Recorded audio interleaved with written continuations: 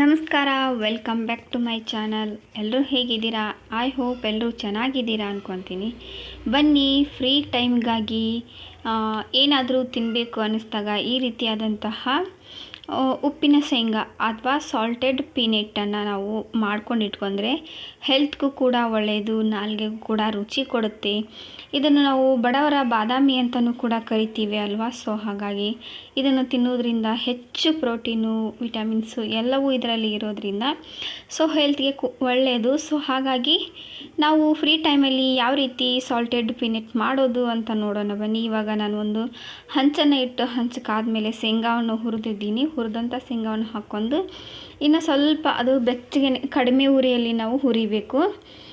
ಉಪ್ಪಲ್ಲಿ ಕೂಡ ಹುರಿಬೋದು ಅಥವಾ ಈ ರೀತಿಯೂ ಕೂಡ ಮಾಡ್ಬೋದು, ನಿಮಗೆ ಯಾವುದು ಸಫಿಸೆಂಟ್ ಅನಿಸುತ್ತಾ ಸೊ ಆ ಮೆಥಡನ್ನು ಫಾಲೋ ಮಾಡಿ. ಇವಾಗ ನಾನು ಕರಗಿಸಿದಂತಹ ಉಪ್ಪನ್ನು ಈ ಹುರಿದಂತಹ ಕಡಲೆ ಬೀಜಕ್ಕೆ ಹಾಕಿ ಚೆನ್ನಾಗಿ ಹುರಿಬೇಕು. ಇದನ್ನು ಅಂದರೆ ಉಪ್ಪೆಲ್ಲವೂ ಕೂಡ ಹೀರ್ಕೊಂಡು ಕಡಲೆ ಬೀಜ ಎಲ್ಲ ಗರಿ ಗರಿ ಆಗಬೇಕು ಮತ್ತೊಂದು ಸಾರಿ. ಆ ರೀತಿಯಾಗಿ ನಾವು ಕಡಿಮೆ ಉರಿಯಲ್ಲಿ ಇಟ್ಬಿಟ್ಟು ಹುರಿದ್ರೆ ವಾವ್, ಟೇಸ್ಟಿಯಾದಂತಹ ಸಾಲ್ಟೆಡ್ ಪೀನಟ್ ರೆಡಿಯಾಗುತ್ತೆ. ಈವ್ನಿಂಗ್ ಟೈಮಲ್ಲಿ ಒಂದು 4 ಬಾಯಿಗೆ ಹಾಕ್ಕೊಂಡ್ಬಿಟ್ರೆ ಟೇಸ್ಟ್ ಅಂತೂ ಎಲ್ಲನೂ ಖಾಲಿನೇ ಮಾಡಬೇಕು ಅನ್ನೋ ರೀತಿಯಲ್ಲಿ ಇರುತ್ತೆ. ನೀವೆಲ್ಲ ಟೂರ್ಗೆ ಹೋದಲ್ಲಿ ಅಲ್ಲಲ್ಲಿ ರಸ್ತೆ ಪಕ್ಕದಲ್ಲಿ ಅಂಗಡಿಯಲ್ಲಿ ಇರ್ತಾವೆ. ಸೊ ಆ ರೀತಿ ಮಾಡೋದಕ್ಕಿಂತ ಈ ರೀತಿ ನಾವು ಮನೆಯಲ್ಲೇ ತಯಾರಿಸ್ಕೊಂಡು ಹೊರಗಡೆ ಎಲ್ಲಾದರೂ ಹೋದಾಗ ತೊಗೊಂಡು ಹೋದರೆ ತುಂಬ ಟೇಸ್ಟಿಯಾದಂತಹ ಪೀನಟ್ ಇರುತ್ತೆ.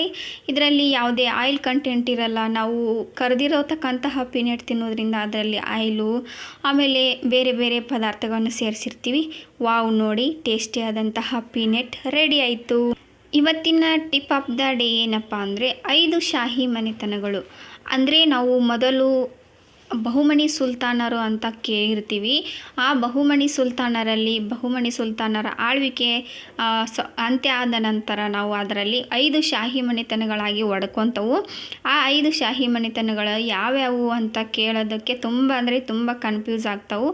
ಈ ರೀತಿಯಾದಂತಹ ಟಿಪ್ಪನ್ನು ನಾವು ಫಾಲೋ ಮಾಡಿದರೆ ಈಸಿಯಾಗಿ ಯಾವ ಊರಲ್ಲಿ ಯಾವ ಶಾಹಿ ಮನೆತನ ಇತ್ತು, ಯಾವಾದ ಆಳ್ವಿಕೆ ನಡೆಸ್ತು ಅಂತ ನಾವು ಈಸಿಯಾಗಿ ಟ್ರೇಸ್ ಮಾಡ್ಬೋದು. ಬನ್ನಿ, ಇವಾಗ ಟಿಪ್ ಏನಪ್ಪ ಅಂದರೆ ವಿ ಆದಿ ಬಿ ಬರೀದ್ ಗೋ ಕುತು ಆ ನಿಜಾಮ್ ಬಿ ಇರಾಯಿ ಅಂತ ನೆನ್ಪಿಟ್ಕೊಂಡ್ರೆ ಸಾಕು, ಈಸಿಯಾಗಿ ಟ್ರೇಸ್ ಮಾಡ್ಬೋದು. ವಿ ಆದಿ ಅಂದರೆ ವಿಜಾಪುರದ ಆದಿಲ್ ಶಾಹಿ, ಬಿ ಬರೀದ್ ಅಂದರೆ ಬೀದರ್ನ ಬರೀದ್ ಶಾಹಿ, ಗೋ ಕುತು ಅಂದರೆ ಗೋಲ್ಕೊಂಡದ ಕುತುಬ್ ಶಾಹಿ, ಆ ನಿಜಾಮ್ ಅಂದರೆ ಅಹಮದ್ ನಗರದ ನಿಜಾಮ್ ಶಾಹಿ, ಬಿ ಇರಾಯಿ ಅಂದ್ರೆ ಬಿರಾರದ ಇಮಾದ್ ಶಾಹಿ. ಈ ರೀತಿಯಾಗಿ ನಾವು ಈಸಿಯಾಗಿ 5 ಶಾಹಿ ಮನೆತನಗಳನ್ನು ನೆನಪಿಟ್ಕೊಳ್ಬೋದು. ಬಿಜಾಪುರದ ಆದಿಲ್ ಶಾಹಿ, ಬೀದರ್ದ ಬರೀದ್ ಶಾಹಿ, ಗೋಲ್ಕೊಂಡದ ಕುತುಬ್ ಶಾಹಿ, ಅಹಮದ್ ನಗರದ ನಿಜಾಮ್ ಶಾಹಿ, ಬಿರಾರದ ಇಮಾದ್ ಶಾಹಿ. ಈ ರೀತಿಯಾಗಿ ನಾವು ಟ್ರೇಸ್ ಮಾಡ್ಬೋದು. ಇದೇ ರೀತಿ ನಾನು ಹಿಂದಿನ ವಿಡಿಯೋದಲ್ಲಿ ಸಾಕಷ್ಟು ನಿಮಗೆ ಎಜುಕೇಷನ್ ಟಿಪ್ಸ್ ಕೊಟ್ಟಿದ್ದೀನಿ. ಯಾರೆಲ್ಲ ಆ ವಿಡಿಯೋನು ನೋಡಿಲ್ಲ ದಯವಿಟ್ಟು ನೋಡಿ ಸಪೋರ್ಟ್ ಮಾಡಿ. ನಿಮ್ಮೆಲ್ಲರ ಸಪೋರ್ಟು ಸಹಕಾರ ತುಂಬ ಮುಖ್ಯ. ಈ ವಿಡಿಯೋ ನಿಮಗೆ ಇಷ್ಟ ಆದರೆ ದಯವಿಟ್ಟು ಶೇರ್ ಮಾಡಿ, ಸಬ್ಸ್ಕ್ರೈಬ್ ಮಾಡಿ ಮತ್ತು ಒಂದು ಕಮೆಂಟ್ ಹಾಕಿ ಹೇಗಿದೆ ಅಂತ.